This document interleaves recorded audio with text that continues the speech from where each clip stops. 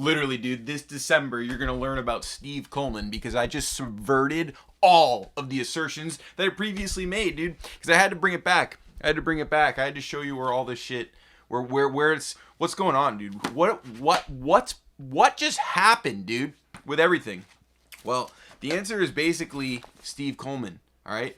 So notice, this is chapter 3 on page 33 of Steve Coleman telling you everything that you need to know.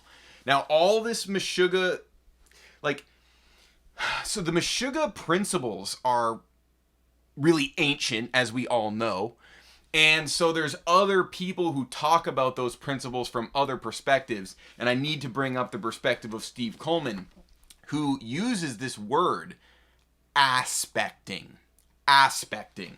That's what this is. So what did I even just do? That was Clockworks. You knew that. But what was wrong with it? Oh, at the wrong tempo. Obviously. That was the smart thing to do. And I'm going to get all Steve Coleman on that in a second. Because this is like what Steve Coleman's music is based around are these cycles over fixed time signatures. So Meshuggah's fixed time signature is 4/4. The Steve Coleman will, he does all kinds. He'll do 5/4 or 5/8 as a fixed time signature and then send a bunch of cycles over it. Right? Obviously, all of that is the thing. And the funny joke of Meshuggah is that they just only do 4/4. We're just like, we only do 4/4. And then like, to be fair, Steve Coleman mostly also just does 4/4. There's some stuff that's not, but like the cycle can be anything, right? As with Meshuggah, the cycle can be anything. And the Clockworks, dude. Oh my God. I obviously had to come back to the Clockworks, dude, right? Like, did you even see this coming? Like, I did not pay enough attention to this particular part of Clockworks. But the crazy thing is when I did Clockworks in the Meshuggah Pyramid previously, and I learned those riffs on bass. I was playing mostly on bass. But it's, it doesn't matter. It's just the rhythms in the notes, in the alignment, in the rhythms, right? And you get all that. And that's when stuff started to go crazy. And I just got pulled back into Clockworks via Tool Tuesday.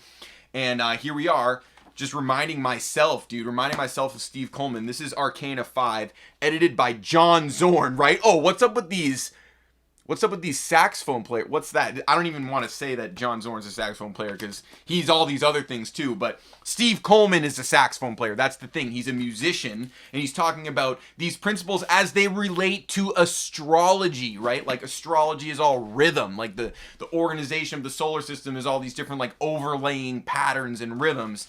And right, like these patterns, right? Like, you know what I'm saying? Like, look, this is Earth and Venus, and this is the line that is drawn between them by their center of mass. And if you study Steve Coleman, you learn about these. So these are, as you can see, this is like art, this is like rhythm, this is design, right? This is a real pattern, right? This is a discovery, but you use maybe creativity to get to that discovery. You find out that what you thought might have been your creation is actually a discovery. Oh, it turns out it's a real pattern.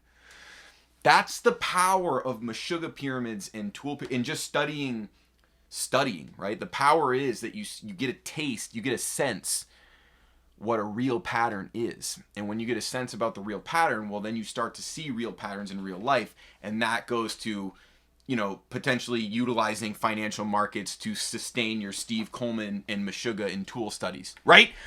Dude! All right, I'm about to get Steve Coleman on you. Get ready for some Steve Coleman inspired reality over on top of Meshuggah. Like, dude.